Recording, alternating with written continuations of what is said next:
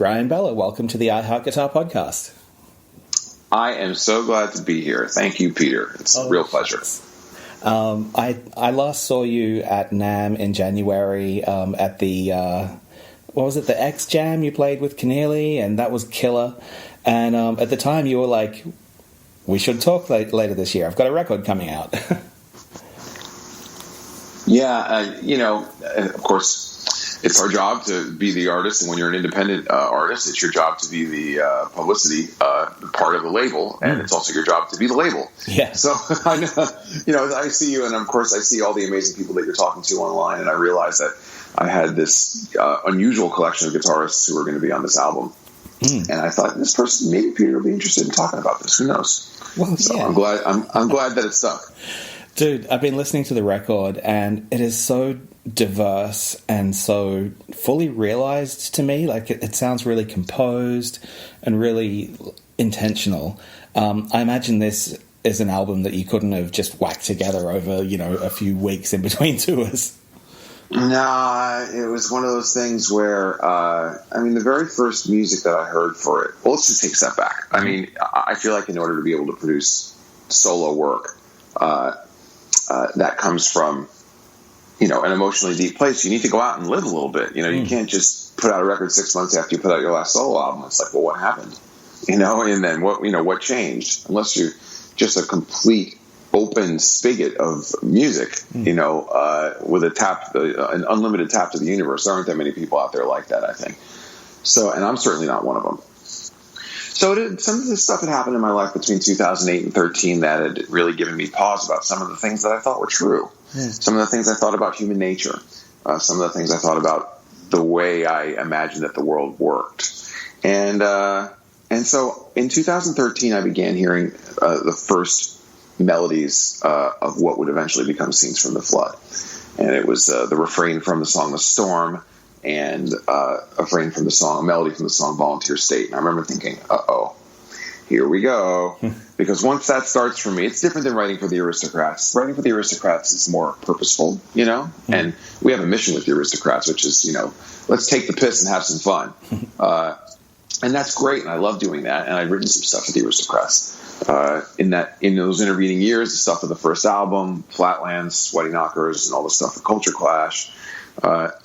But when this showed up, I was like, Meanwhile, I was on the road constantly with the Aristocrats and Joe Satriani from 2013 to 2016, 2 complete cycles. Yeah. And so I just was gathering the information.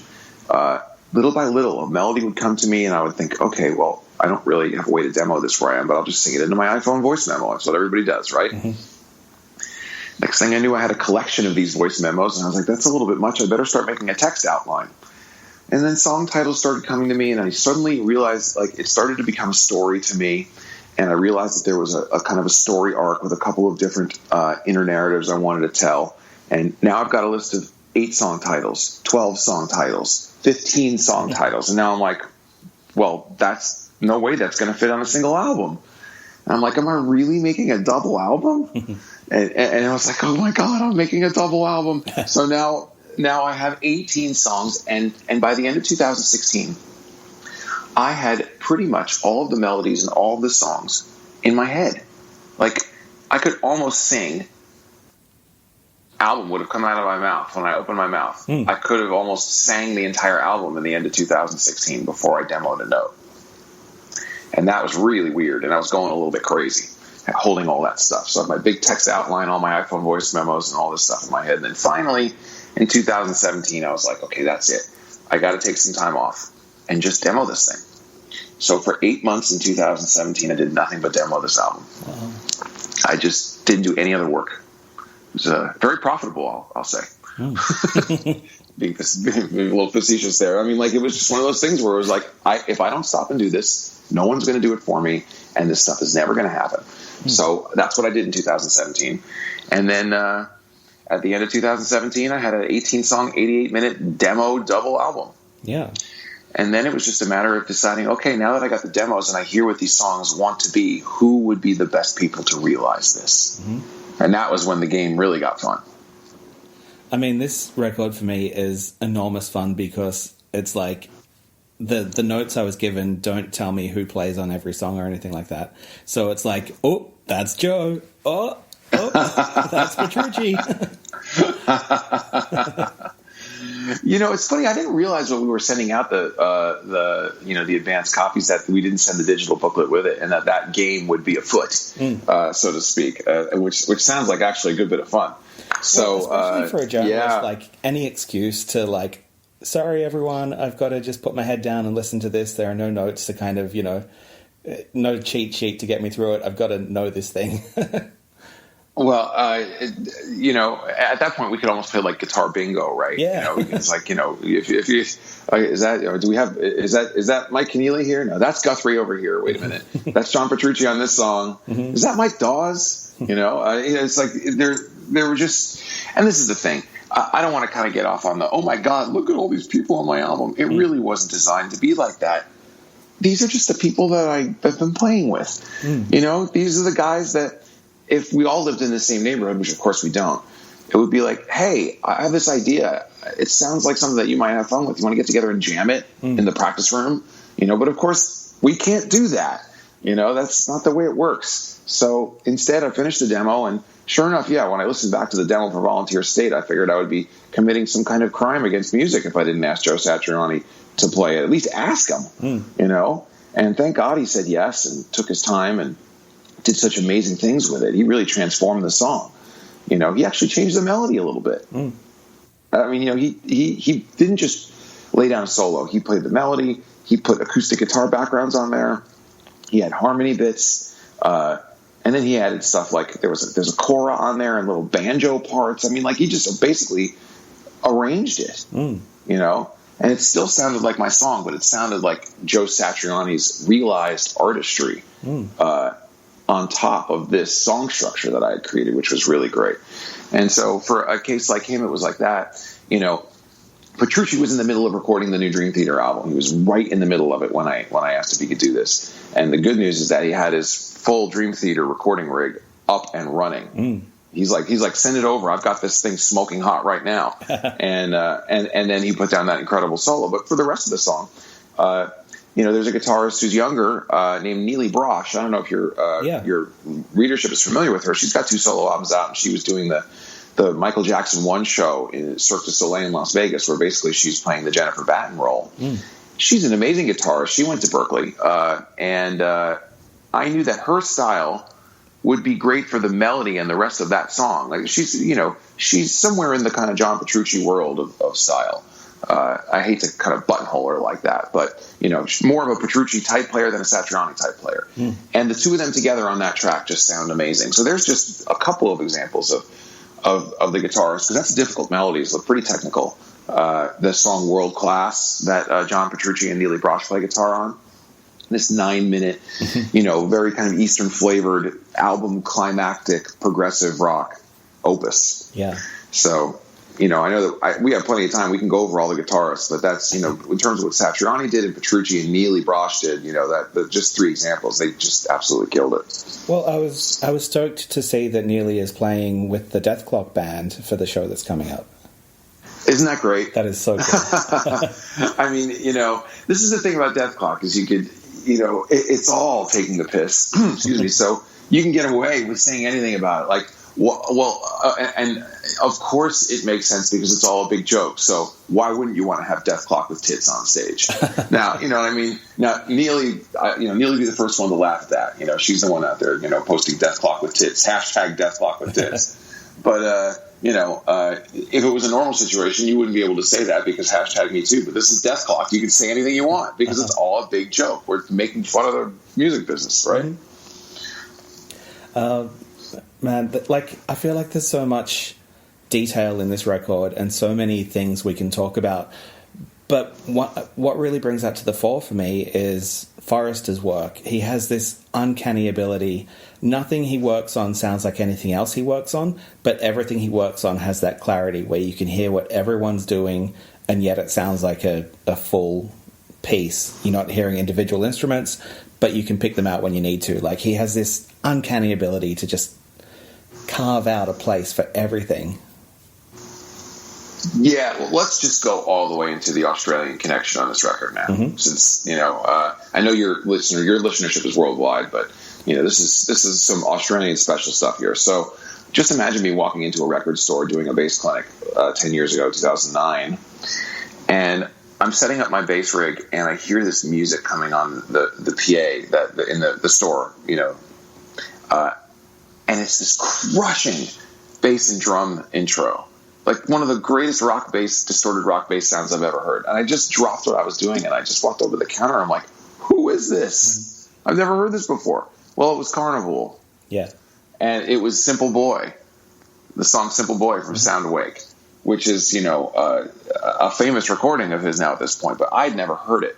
And I just was like, I have to find out who these people are. I've never heard anything sound that good and aggressive. And so I looked them up. I saw that they were not just from Australia, but from Perth, in terms of trying to find someone in a remote location. So somehow I connected with John Stockman, the bassist from Carnival. And then I ended up in Perth with Joe Satriani. I think it was in the end of 2014 or 15 or something.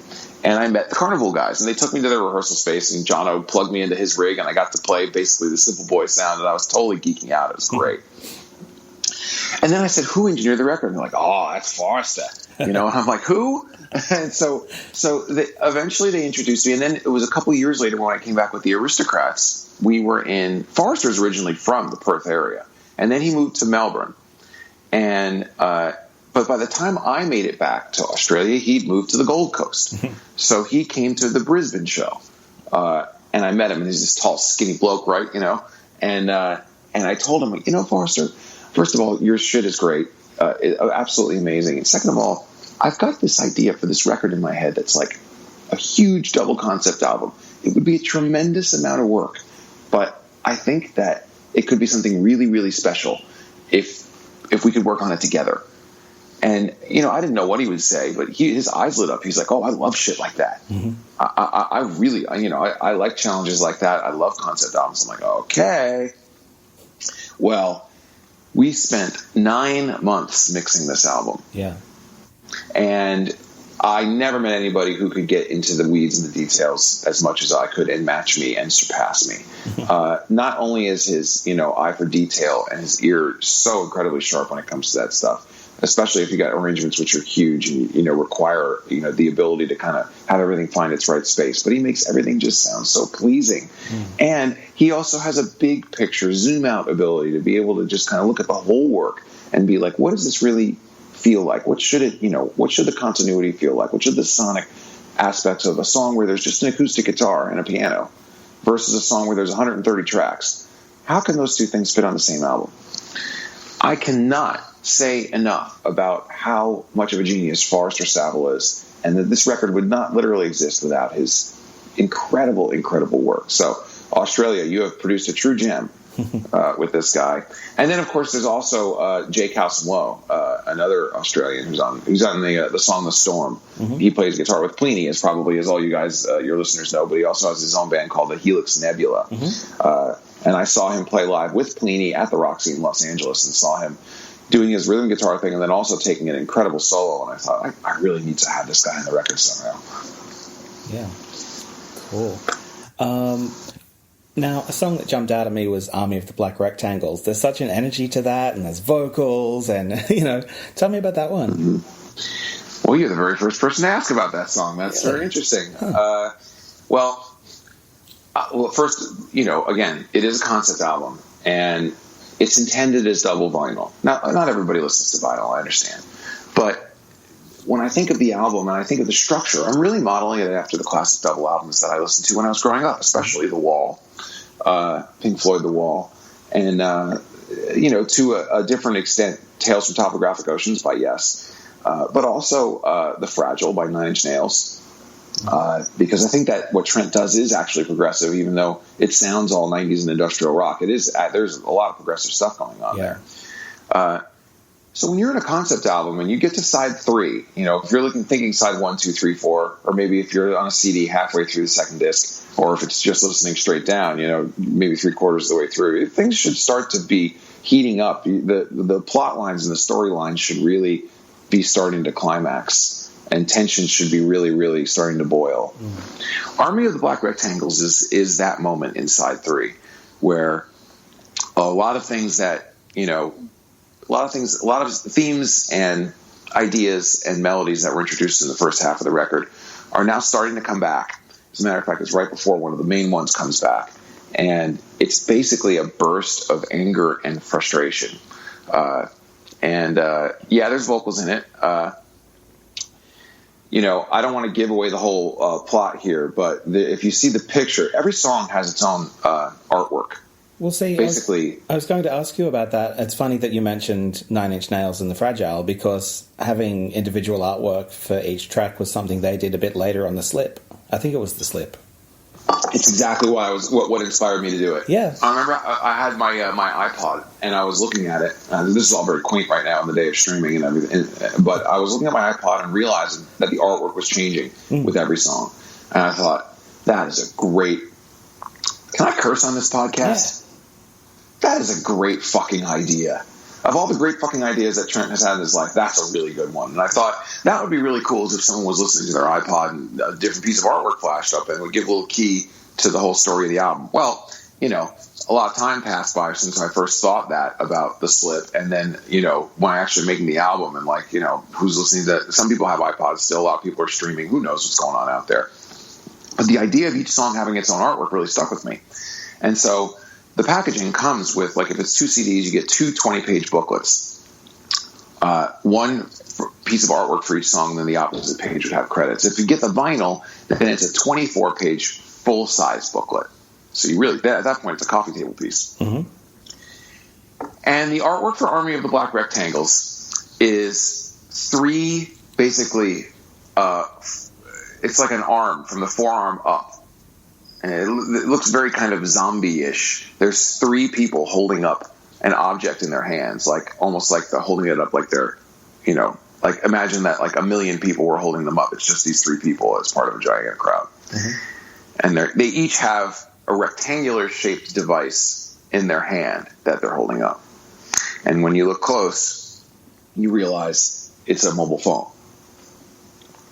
And when you look closer... you look at the artwork and you realize one of the mobile phones has just a bunch of question marks and exclamation points on it, and another one just has a bunch of, a lot of characters that would indicate that somebody is cursing and angry.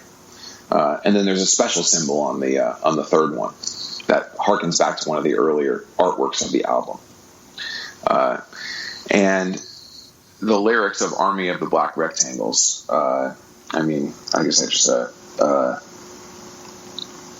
they vote by acclamation, deliver validation, a kneading inside, a bleeding heart belied. There's only so much they can do. I wanted to explore the theme of the way that some people post on social media and this culture that we live in which, we are encouraged to seek validation from strangers, as if this is somehow going to make everything okay. Now, all human beings want validation, and that's a normal human function. Who wants to go through life without anybody recognizing anything they do as something valid? Nobody, right? Mm-hmm. But the idea that we need a constant drip of this, and that all society is trying to find their own version of it all at the same time, all at once, all around the world, always, persistently, now, because of this thing, is a real thing in our culture. And I think that there's, is it corrosive? Is it productive? There's a lot of conversation that can happen around that. But the one thing that you can't say is that you can't say it's not having an impact. Mm-hmm. How does that play into some of the, let's just say, philosophies out there that say that we should be entertaining our higher human natures? Is that in conflict with that? Is that in harmony with that? Mm. Do those things really work together well? So, when I say that Scenes from the Flood is about, intentionality meeting reality, and what happens when you have a kind of a traumatic life experience, and who are you when you walk into it, and it's probably not the same person as who you're going to be when you walk out of it. Mm-hmm. this is just one aspect of that life experience that I'm trying to tell the story about in this album. And I know these are kind of like big themes, you know. It's like, why don't you just play bass? No, I love this stuff.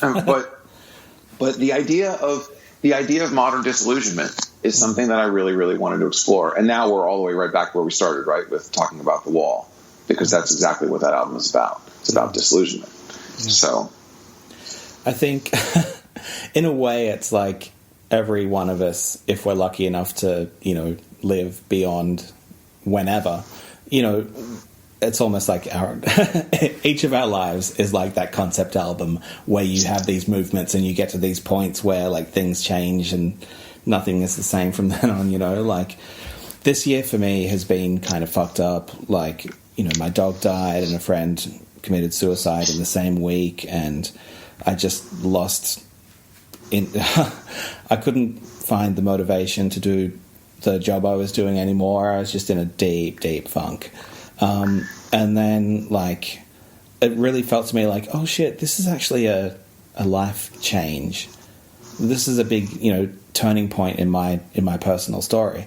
And I find that now, like, you know, I'm kind of getting through my depression and stuff. I'm getting more active. I've found some great new jobs. I'm writing for StarWars.com. That's really cool. That's amazing. That's super cool. But it's like I'm heading into what I think is going to be a good patch, but it came out of, you know, some real fucking trauma and some real loss, and, you know, it's fucked. And it's like, man, I'm glad I've got music to turn to in times like this, you know? Right. I mean, it's one of those things that, of course, that's the way the music shows up for me too. You know, I have my own emotional connection to it, and we all get to invest our own emotional connections if it's done right. Mm. You know, I mean, I really, because you can't make it. You can, but I would assert that it's not as universally accessible to make something super, super narrow, specific about a personal experience of yours when you're the composer. Mm. Obviously, you have to have it draw from somewhere, but you have to walk the line between, okay, here's the source material for what's going to create this work, and, you know, not just having it be just like so narrow that there's no room for the listener to invest their own experience in it. Mm-hmm. So hopefully the world of Scenes from the Flood is broad enough that people, when they listen to it, they can have their own emotional experience with it. I know where the point in the record is where, you know, you're out there living your life, you have your intentions, you got your plans, you got your goals, and then suddenly something fucked up happens. Mm. And it's just not going to be the same after that. And what are you going to do about it? Mm-hmm. How are you going to react to it? You know, do you rebuild? Do you start over? Do you just put the pieces back together?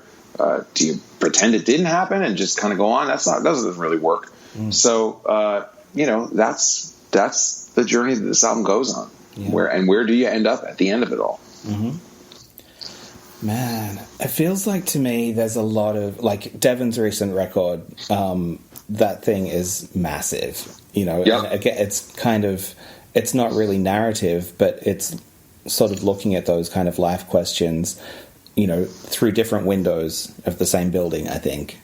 Yeah. And, you know, to me, like, I love an album that takes me in and I've got to listen to the whole thing instead of, like, pick a track here, pick a track there. Like, that's just not how I consume music. And, you know, so having things that are specifically tailored to be experienced in that way, you know, that's kind of what I live for. And, you know, I was worried that it would kind of disappear in this streaming era, but there are still people doing it, so I'm good. Yeah, I know it's against the trend. Mm. I know it's not financially wise. Fortunately, I know somebody at the record company who said it was okay to do this. Mm.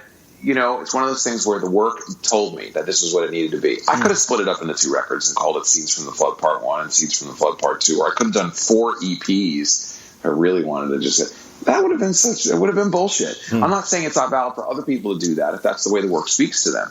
But this was not the way this work was speaking to me. I knew it was one double album. I knew it was one story. I knew it was one concept. And it just had to be that way if I wanted to honor the spirit of what was, you know, showing up for me there. So that, I mean, that's looking at it broadly. But then in the end, you have to go back and somehow create all the component parts in order to make this big thing work. Mm-hmm.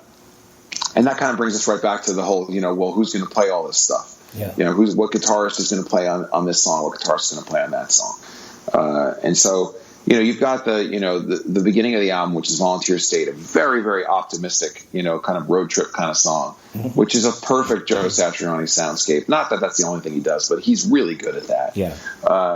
And he killed that. And then you've got this very kind of ethereal, open, standing on a mountaintop vibe with an acoustic guitar. And I gave that to Mike Dawes for the song Lookout Mountain, because I don't know how many of your listeners know about Mike Dawes, but I think he's maybe the most talented solo acoustic player, under the age of 30 out there today.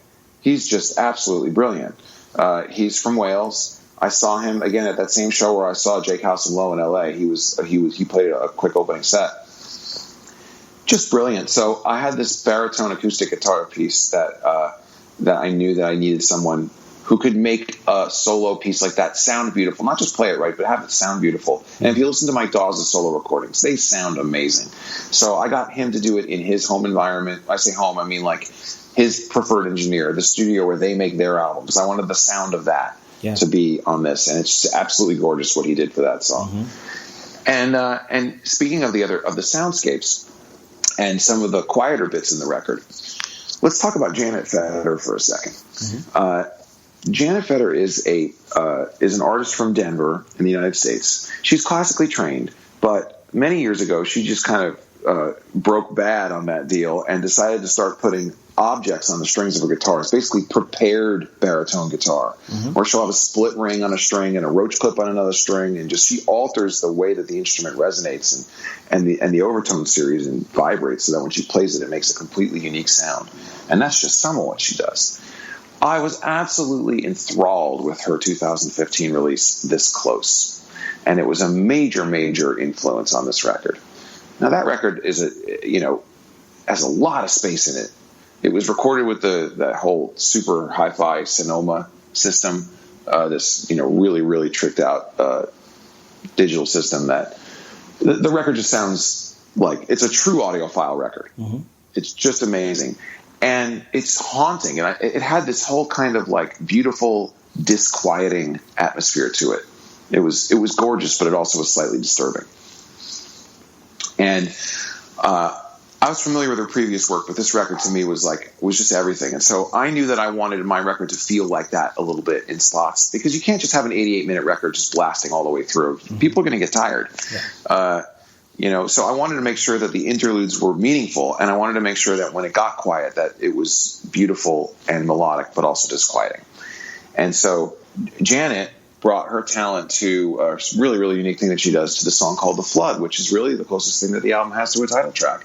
It's the end of the first half, and she plays prepared baritone on it and also a fretless guitar. And then she has a whole collection of unusual devices that she uses to make sounds, and I won't give them away. But the acoustic sound design that she did on that song is just brilliant. So the end of the first half of the album is just the two of us. I'm playing piano and some keyboards, and she's creating these sounds with her guitars, and it's just unlike anything else. But I would encourage your listeners to check out her 2015 release, This Close. It's remarkable. So there's another guitarist there. I already mentioned Jake House and Low. He played these heavy rhythm guitars on the song The Storm, which is a song that we had Gene Hoglan on play drums on, because it's a very progressive metal tune, and Gene just absolutely slays on that stuff. Another guitarist on The Storm is a guy named Darren Charles, who's in a UK progressive band called Godsticks that the Aristocrats and Mike Keneally have toured with when we've gone over there. And I heard their last record, I think it's called Faced with Rage, and I just love the heavy guitar tones. Again, it's like sound. I just wanted sounds. A lot of people out there can play. I just wanted certain sounds on certain songs, and I heard his heavy guitar sound on that, and I thought, I would like a layer of this on The Storm. So The Storm, the rhythm guitars are my original demos, Darren Charles and Jake House and Low, all together, double tracked. So it's like 6 guitar tracks. And then finally, when it's all over, Jamie Kime, who originally played in the Zappa Play Zappa touring band, he plays the screaming guitar solo on that song. Yeah. And then when it breaks down, Mike Dawes plays a reprise of his acoustic baritone from the song before. So there's a guitar smorgasbord all in one song. Yeah. And I don't want to just like monologue the whole interview here because there's more guitarists, but I'll keep going. But just what else would you like to talk about? Well, okay, so I first heard of you through Mike Keneally when I was, Jesus Christ, I was still in college 22 years ago. And I remember like emailing you back in the day and stuff because I was a huge Keneally fan, and man, it's been really cool to see your career progress and stuff. But at the same time, you and Keneally are always, you're always there at some point, doing something. Like, it's cool to see that musical relationship has continued to evolve and to still, mean something clearly. Well, yes, Mike is my mentor, really. I mean, he's my friend, he's my collaborator, and he's my mentor. He's been making records, producing records, writing melodies, doing all the things that I'm, just really starting to figure out how to do with some purpose, I feel like, at age 48 here. We've done so many things together. Obviously, all his solo work, and we were playing in Joe Satriani's band together. And then the circles just kind of intertwined. You're sitting here talking about Devin Townsend. Obviously, he worked with Devin Townsend on Empath, on his latest album. And Devin's work influenced part of this album, too. One of the 5 major album influences on this work. The album Alien from Strapping Young Lad is a huge album for me. I cannot, it's just a huge album for me. Mm-hmm. If you just, scrape away some of the frightening sonic aspects of what Devin does when he's being aggressive, if you just unpack it and get into the song structures and the actual riffs and the melodies of what's going on there, it's so deep. So, back to Keneally, I knew that I wanted him to be on this record. On the last record, he plays the melody on the climactic song of my previous album. That song's called Love, Terror, Adrenaline, and it's a really, really complicated song. So I thought in this record, it would be better to have a different flavor for some of that kind of lead, scary stuff. And I wanted to have Mike, create different parts of his artistry onto this album. So he plays the acoustic guitars behind Guthrie Govan, who plays the lead on the song Sweetwater. I think that's a really interesting band on that song. It's Joe Travers on drums, me on bass and keyboards, Mike Keneally on acoustic guitars, and Guthrie Govan on lead guitar. Yeah. That's a cute little band right there. Mm-hmm. So, and then there's this other song that Mike is on called Steiner and Ellipses. And it's this, again, we're talking about how Devin influenced part of this record. This is probably the most obviously Devin influenced thing on the album. It's this 2.5-minute burst of furious energy. It's an extreme metal tune. It's really fast. Again, this is the other song that Gene Hogan's on drums. And the riffs in this song are tricky. And the time signature changes, they come really fast. It's a handful. And it's the kind of thing that he just eats for breakfast. Yeah. I mean, like, there were a couple riffs in this thing that just twist and turn and just go in all these different directions, and I played it for him. And I played it like once, and then he just starts kind of like mimicking the whole thing. And the way that it ascends, and there's a little kind of a mathematical pattern to it. He's like, oh yeah, it goes like this. And I'm like, well, of course, Mike Keneally would be like, oh, look at that thing and be like, oh, it makes perfect sense. Whereas, other people would have been working on this thing for an hour. Yeah. So he just went in there and created the world in Steiner and Ellipses, where it could be basically Gene and Mike Keneally just going completely crazy. Yeah. And then the solo in that song is played by Rick Musalem, which is a hilarious thing because Rick Musalem is the other guitarist in Mike Keneally's band, who's really kind of known as a soulful kind of rhythm parts guy and soundscape guy. But he can play. He can shred his ass off when he wants to. And no one's ever asked Rick Musalem to play a metal solo before. But I just have like, Rick, come on over. So he came over to my house and we just kind of put this thing together and, produced him a little bit. I was like, yeah, play really fast here and hit this note there and da-da-da. And like, by the time we were done and, we listened back and he's like, is that me? And I'm like, yes, that's you. You did all that. Yeah. But Rick is all over the album. Rick's on 6 songs. And Rick is one of the guitar backbones of the album. He plays rhythm on Volunteer State. He plays rhythm on Always Worth It. He plays the lead on Steiner and Ellipses. He plays all the guitars almost on Angles and Exits, the cover of Janet Fetter's song that I did. And he's got rhythms on he's all over the album. Yeah. So again, this goes back to like the kind of core crew that we've been running with for a while, with Mike Keneally and Rick Musalem being in my old band and Mike's band as well. Yeah.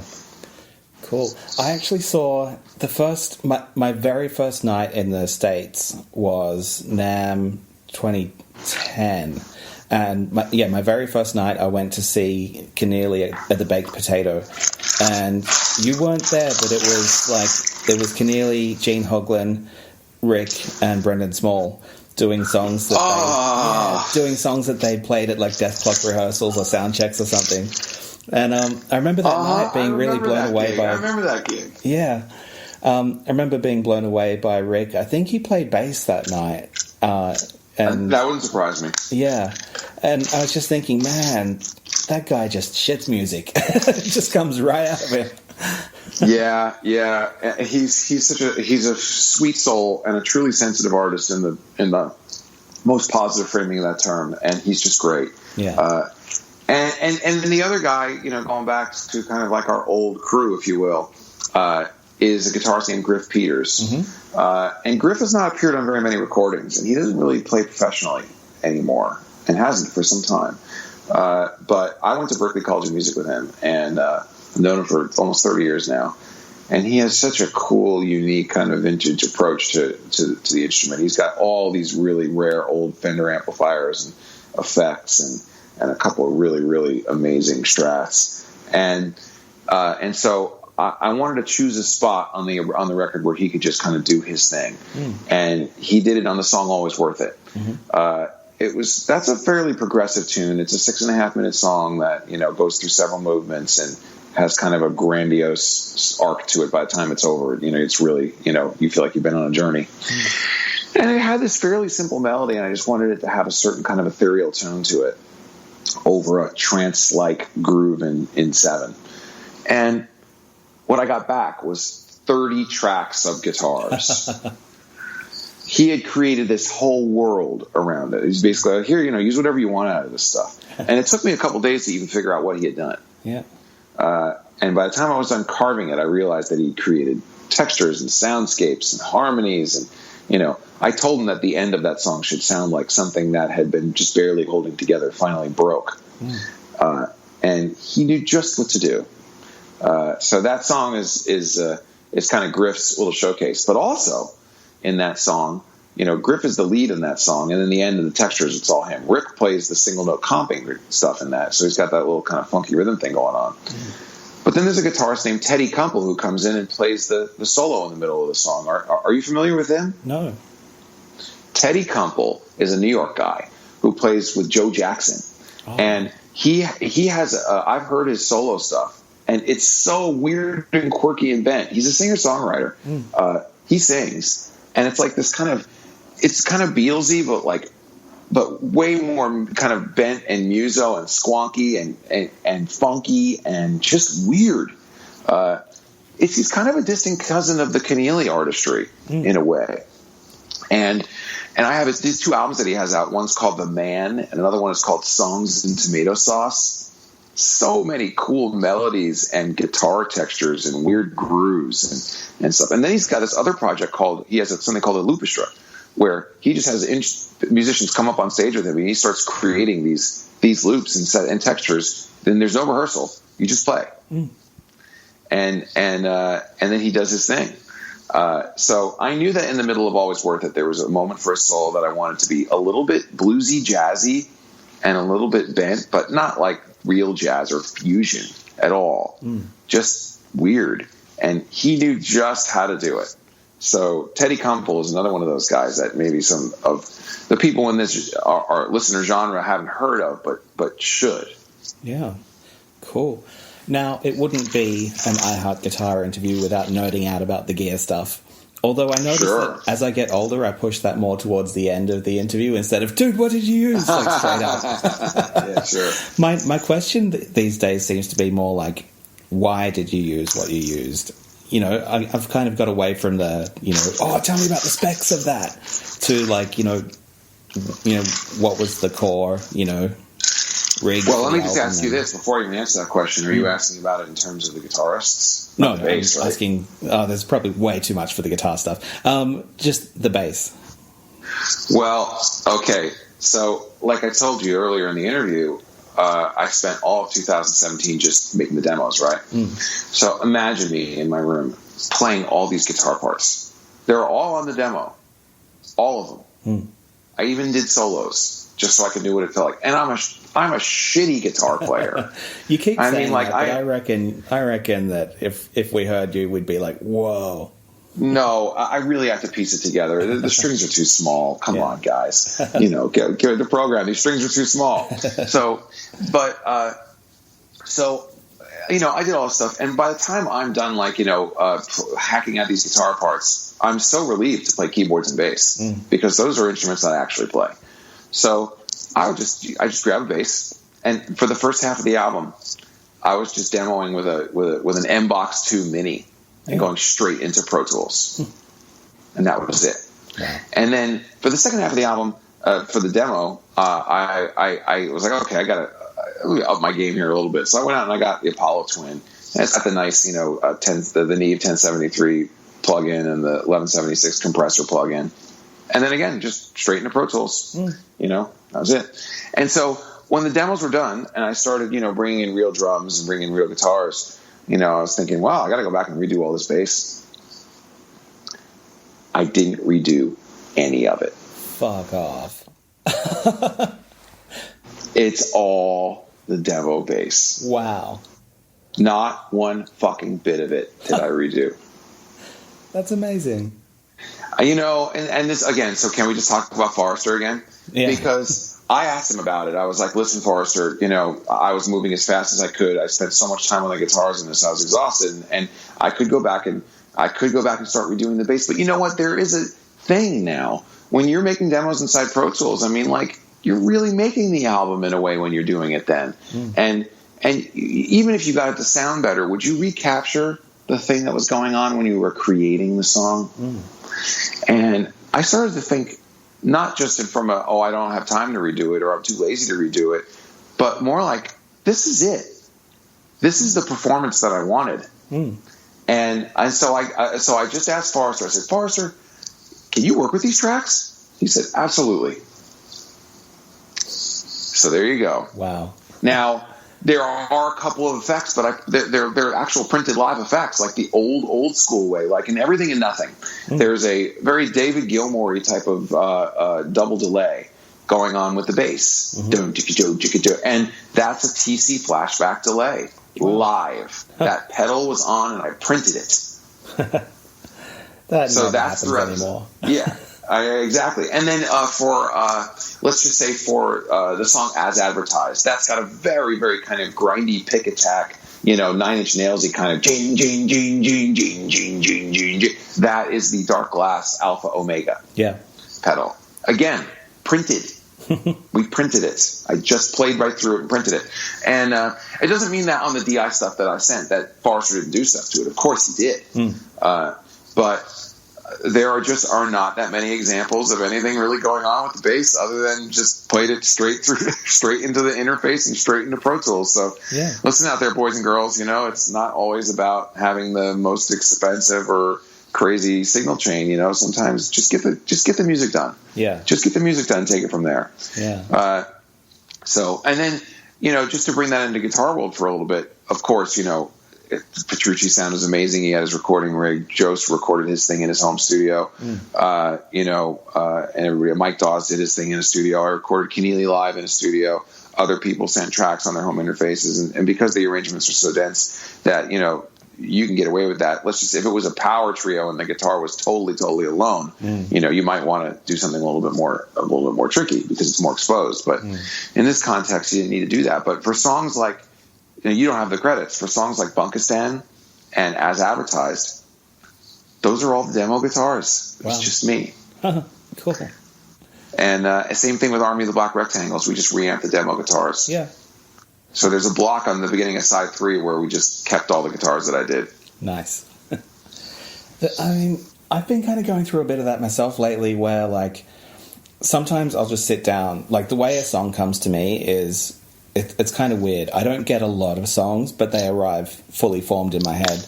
And then I've got to go through what I find to be the torturous process of laying them down and stuff, which I've discovered is a lot more fun if the way I do it is I just set up a click track and then I just stand up and bash out the song as if I'm on a stage, and then I'll do that maybe 4 times through, and I'll pick like the bits where I didn't get too loose. But I want yeah, and then go back and edit it, right? Yeah, Go back and edit it. Yeah, why the fuck not? Yeah.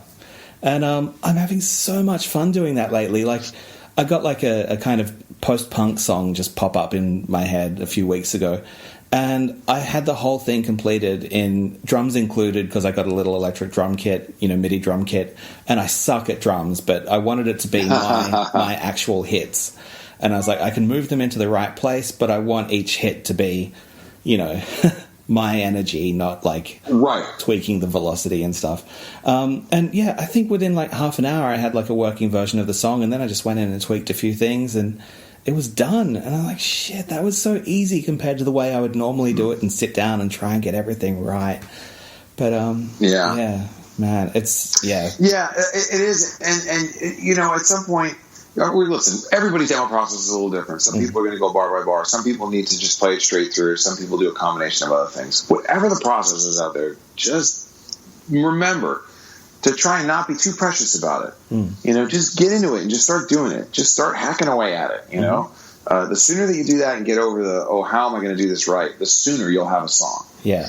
And only when you have the song, the demo in some kind of finished form, can you even look at it and be like, okay, now what is this? What do I want to really do with this? So I had to learn that lesson over and over and over again. Yeah. Before, I want to make sure that I'm looking at my list of guitarists here because this is such a cool guitar form. I want to make sure that I do mention all the guitarists on this album. I don't think I've actually talked a bit too much about Guthrie yet. Oh, that guy. That guy. Amazing. Yeah, that guy. When I finished Sweetwater, the kind of the big album closing ballad, and I listened back to it, I just thought to myself, again, if I don't, even though it's like, yes, of course, I thought it was important to separate this from the Aristocrats in a lot of ways. But if I didn't ask Guthrie to do it, I just would be committing a crime. It was like the same Joe Satriani story over again. And I played him the demo, and I was like, please, Guthrie, as usual, forgive my demo guitar playing. But do you think you could do something with this? And, sent back in his, very polite British voice. Oh, very much. And we worked on that track for a long time. I think it ended up being a little bit more involved than we suspected. We actually recorded the whole thing, mixed it, and then realized that we had the wrong sound. Yeah. And we started over. So that was one of those things where, thank God we had a lot of time to do it. And I knew that he wasn't happy with it in the end, and neither was I. And, he's really busy, and so am I. And we could barely keep up with our lives in a lot of times. And we thought we had given this a proper amount of attention, and we realized when we listened back to the mix that we had not. Yeah. So we went back to the drawing board and started over, and I'm so glad that we did. His performance on that song is absolutely remarkable. Just only Guthrie Govan could do what he did there. Yeah. So I think that covers all the guitarists. That's Neely, Darren Charles, Mike Dawes, Janet Feder, Guthrie, Mike Keneally, Jamie Kime, Teddy Kumpel, Jake Hossom-Lowe, Rick Masalm, Griff Peters, John Petrucci, Satriani. That's it. Yeah. Cool. There's actually one other guitarist named Michael Leckie who lived in Nashville, and I had to recut 6 notes on the last song of the album, and he happened to be 10 minutes away while we were in the editing world. I was like, "Can you come over?" He was like, "Yes, sure." So he just did that. We had a good laugh about it. Yeah, cool. Man, I was at the first show, Aristocrat show, before you guys had a name, when it was just the NAMM bass jam, and right. Shit, that was so cool. I remember standing around with you guys afterwards, and I was like, you guys are going to do that again, right? That's not a one-off. And you were like, that felt pretty good. Well, first of all, I saw that little video snippet that you posted from the sound check. I'd never seen that before. Yeah. Nobody else has that. So that's super cool. I've got a few, I think I've got like one complete song and a few little bits. I can send them to you. Well, I love that. I know that there's a guy named Steve Lobb, who is a longtime Keneally taper. He actually has video and posted it on YouTube of the whole set. Yeah. But he didn't have any of the bits before the show, which is really interesting. Yeah.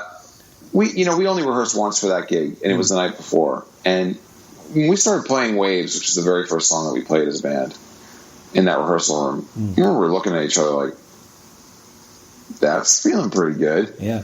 And I mean, listen, there's a lot of people out there who can play. And it's not like the rhythm section, bass and drums part of Waves is difficult. But there was something about the band. And we started working through the songs, and we just played each one of them just once, I think. And each one of them was just like, we felt like we were really getting it, really nailing it. And just looked at each other when it was over, like, all right, let's play a show. And then we did the show, and then people like you were coming up to us and being like, you guys are a band, right? You're a band, right? We're like, not yet, we're not. But I guess fortunately it all came together. Yeah, I mean, how do you explain certain things, right? Why the Aristocrats? There's a lot of combinations of musicians out there. I can't explain it. I do know that there was a magic moment, and Marco and I got very fortunate that Guthrie Govan wasn't in a band. It's insane to think that back in 2010, but it was true. He was just Guthrie, and he wasn't on social media, and of course the guitar community knew who he was, and they'd seen some of his instructional videos. He was doing clinics. Of course, he'd done the tour with Asia, but like, there was this world out underneath that was waiting for Guthrie to explode. And next thing you know, he's on an album. And, so we decided that we're going to be a band, right? Marco and I had played with a bunch of other people too already by that point. Yeah. And so we decided we're going to be a band. We make this album. We record it in like 6 days. We mix it in another 3 days. I mean, like, we just whipped it together really fast. And I'm sitting there thinking, all right, well, now we got to put this out in the world and get people to somehow, pay attention to us, in the middle of all this other music that's floating around out there. And so we announced, okay, we're a band. We're the Aristocrats. It's Guthrie and me and Marco. And I'm not kidding you, Peter. Every guitar magazine in the world reached out to us and said, we want to put Guthrie on the cover. I'd never seen anything like that before, ever. And I've been in the business for a while. And I'm just sitting here like, what? Really? Like, it's going to happen like that? And next thing you know, he's on the cover of Guitar Player and Young Guitar in Japan and Guitar and Bass in Germany. And we're like, so listen, and Guthrie is, as you know, or hopefully people know, he really, really does not want to be seen as a guitar hero. It's just abhorrent to him to show up like that. But he does like the idea of playing weird music in a band. Yeah. So, if people first showed up to see, the incredible Guthrie Govan, who hasn't been in a band before, look at what he does. Hopefully they stayed to see what the band, the Aristocrats, does as a unit.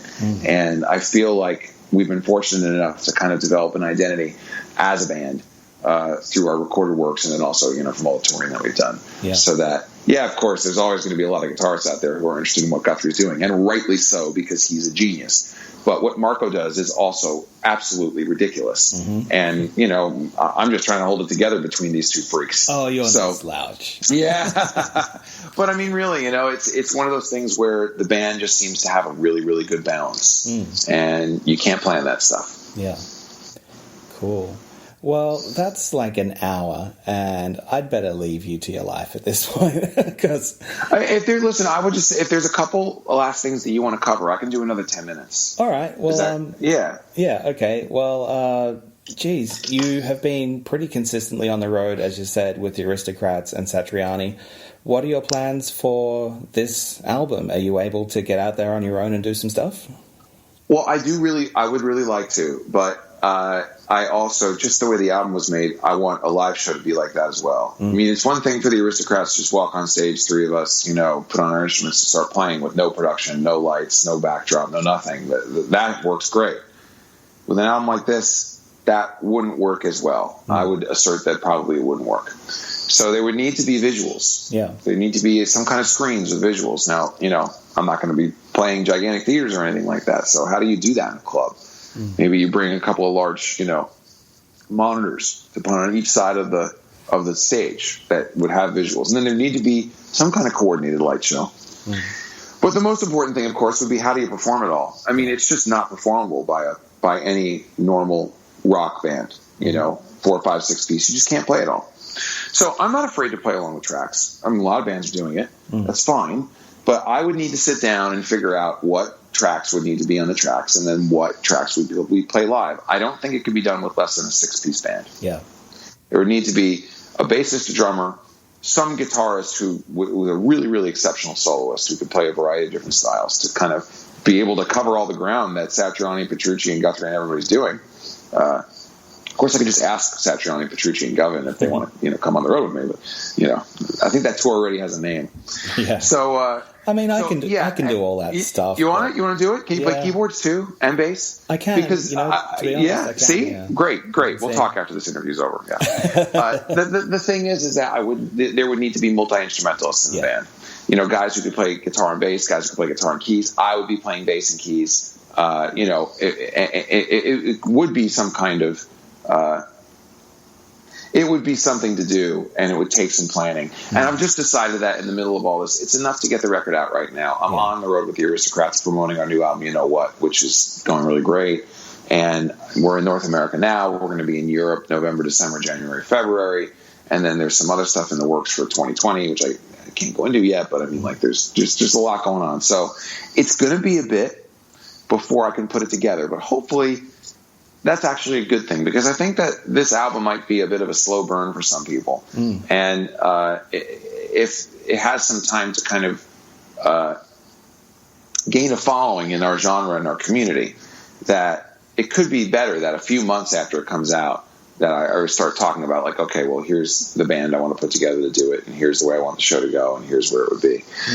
So there's not going to be anything that happens like right around the time when it comes out, around September 13.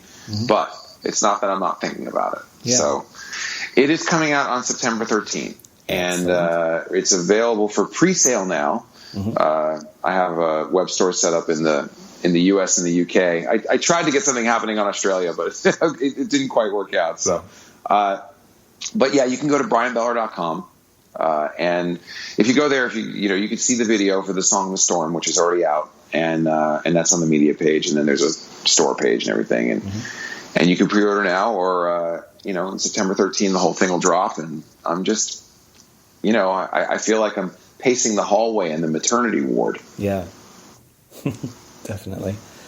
Cool. Well, I've been lucky enough to hear it. It's an incredible record. There is so much to digest, and people are going to be sinking their teeth into this thing for a long time.